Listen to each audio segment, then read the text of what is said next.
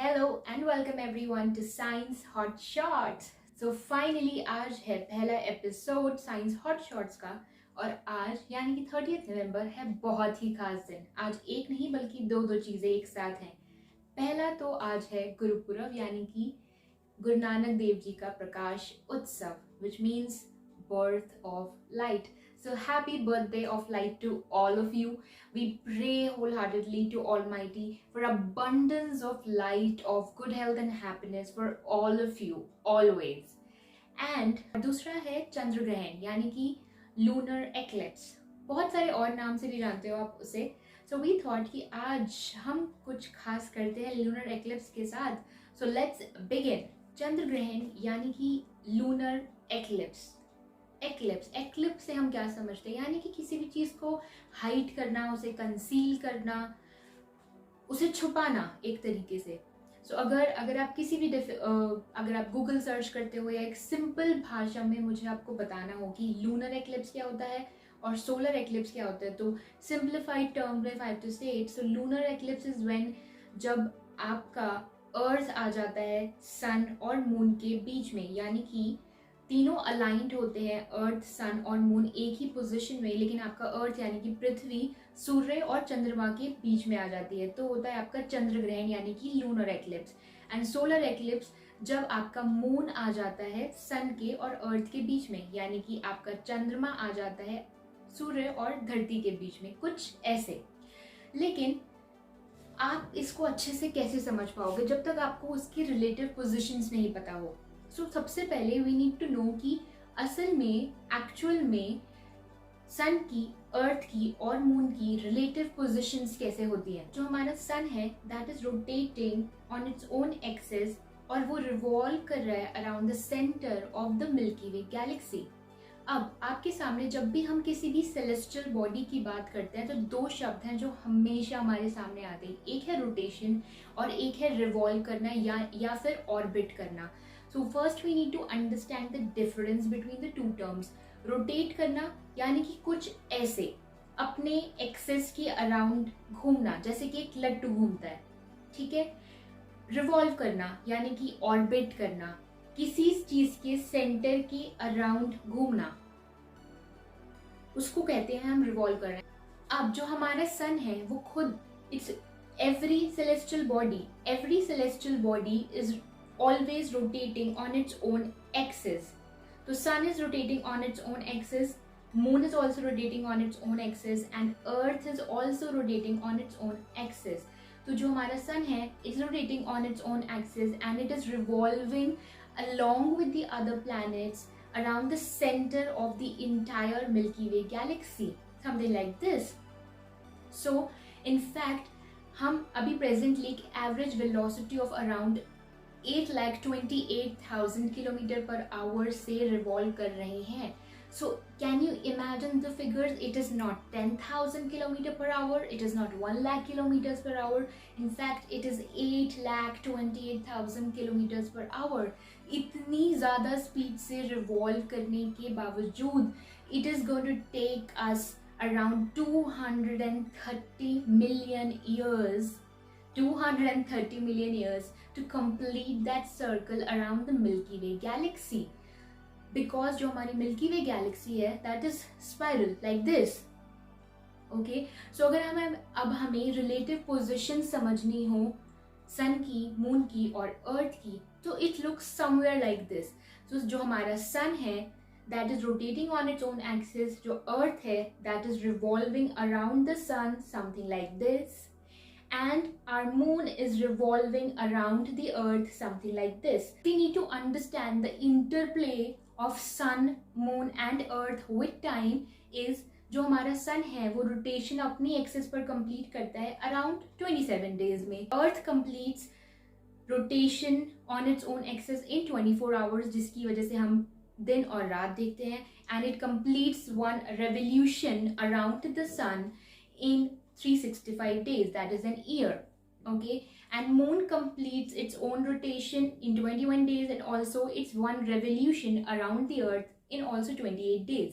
So जब ये आपस में तीनों revolve कर रहे हैं, सो आप लोग ये सोच लोगे कि ऐसा इवेंट तो बहुत बार होना चाहिए जब ये तीनों यानी कि सन, अर्थ और मून आपस में अलाइन कर रहे हैं, बट ऐसा तो हम बहुत कम, हम लूनर एक्लिप्स को तो बहुत कम ही एक्सपीरियंस करते हैं. We experience it almost like 3 or 4 times in an year. But why does that happen? पहली चीज, लूनर एक्लिप्स सिर्फ तभी होता है जब आप फुल मून एक्सपीरियंस करते हो, या जो कि मंथ में सिर्फ एक बार होता है, यानी कि 29.5 days में. पहली चीज. दूसरा, क्योंकि जो हमारा मून का ऑर्बिट है वो थोड़ा सा टिल्टेड है with respect to Earth, something like this, that is why वो अलाइनमेंट में बहुत जल्दी नहीं आते हैं. That is why we experience it a little less than the normal. अब जब आपका अर्थ एक्लिप्स करता है यानी कि हाइड करता है सन को, it throws 2 types of shadows on the moon. एक होती है छोटी शैडो और एक होती है बड़ी शैडो. तो जो बड़ी वाली शैडो होती है समथिंग लाइक दिस, उसको हम बोलते हैं पेनम्ब्रा, और जो छोटी शैडो होती है उसको हम बोलते हैं अम्ब्रा, जो कि डार्क शैडो भी होती है. इसी की वजह से हम एक्सपीरियंस करते हैं 3 टाइप के लूनर एक्लिप्स. एक होता है आपका total lunar eclipse, one is your partial lunar eclipse, and third is your penumbra lunar eclipse. अब ये तीनों कैसे कैसे होते हैं? टोटल लूनर एक्लिप्स यानी कि जब सन, मून और अर्थ अलाइन करते हैं एक ही लाइन में in a perfect, almost perfect orientation, and moon falls in umbra's shadow. जो टोटल लूनर एक्लिप्स होता है वो सबसे ज़्यादा सिग्निफिकेंट और स्ट्राइकिंग होता है in terms of its colour, because जो आपकी ब्लू रेडिएशंस होती हैं जो अर्थ से निकल रही होती हैं उसको वो स्कैटर करता है अर्थ एटमॉस्फेयर में with the help of its dust particles, and जो रेड लॉन्गर वेवलेंथ होता है उसको रिफ्लेक्ट करता है, showing the red colour of the moon. अब कितना डार्क होगा मून का कलर, कितना रेडिश होगा, डिपेंड करता है स्कैटरिंग पार्टिकल्स पर, जिसे हम स्कैटरिंग भी कहते हैं नॉर्मल भाषा में, कि जितने पार्टिकल्स का साइज होगा उस पर डिपेंड करता है कि कितनी स्कैटरिंग होगी. तो डस्ट के पार्टिकल्स और बाकी और fog and other particles in the earth atmosphere के ऊपर डिपेंड करता है कि कितना कलर, कितना डार्क कलर होगा आपके मून का. सेकेंड टाइप यानी कि पार्शियल लूनर एक्लिप्स, जिसमें आपका सन, अर्थ और मून परफेक्टली अलाइन नहीं करते, विच मीन्स कि आपका moon only partially lies into the umbra shadow, और जो फेस अलाइन करता है अर्थ की तरफ वो आपको डार्क दिखता है, something like this. And the last is penumbral lunar eclipse, यानी कि जब आपका मून पास करता है पेनम्ब्रल शैडो से. This is such a subtle event कि बहुत से लोग इसको नोटिस भी नहीं कर पाते. बहुत ही स्लाइट डिफरेंस होता है मून की लाइट इंटेंसिटी में. अकॉर्डिंग टू नासा, किसी भी एक कैलेंडर ईयर में कम से कम 4 सोलर एक्लिप्स हो सकते हैं and around an average 3 lunar eclipse.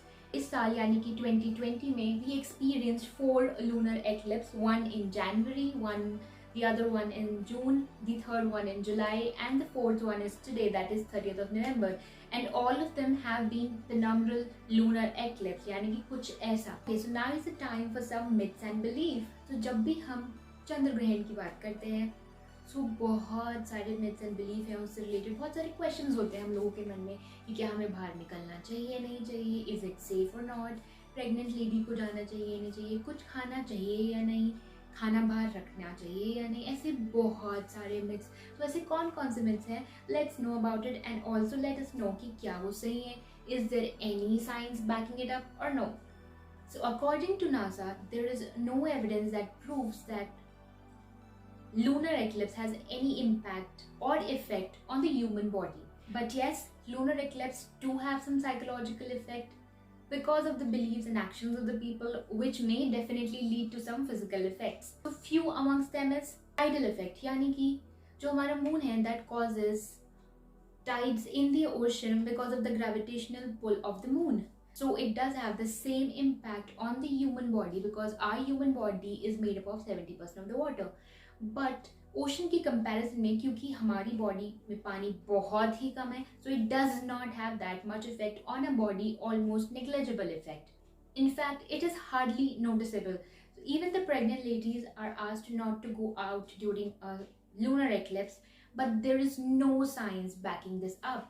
Generally, during a lunar eclipse, moon is not that strong, so it is completely fine to look at it with the naked eyes without any protective glasses. In short, lunar eclipses are extremely and completely harmless. We also have some diet beliefs and myths associated to it.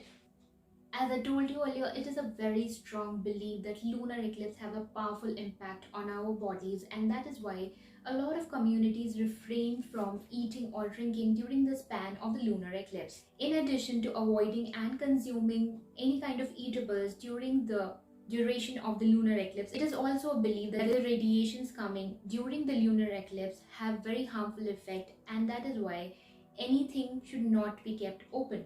The other myths include avoid eating pre-cooked food, add tulsi into your water and food. Of course, it is a very good antioxidant and has tremendous anti-inflammatory. It is anyway good.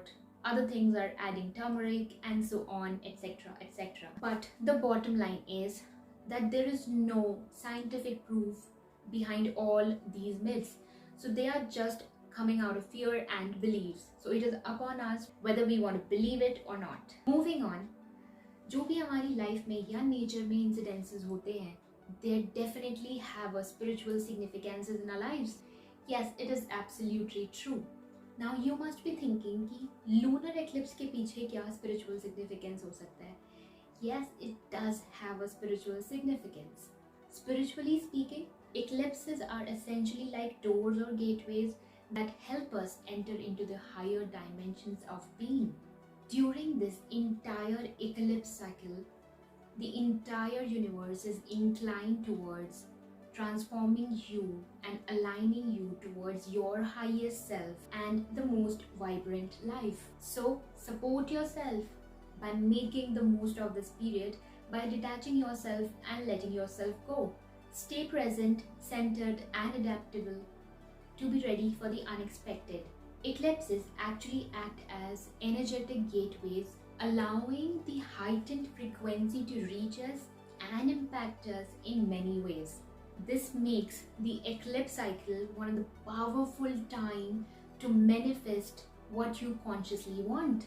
So stay grounded, open and willing, knowing that the energy of eclipse might feel intense, but it is ultimately supporting you to transform yourself, to help you align yourself with your highest being and vibrant life. So enjoy this celestial event. We hope that you have liked the video. Thank you so much for watching, and do not forget to share it with your friends and families. Till the time we meet again, be kind, generous, lovable to everyone. Love, love, love. We pray good things for you.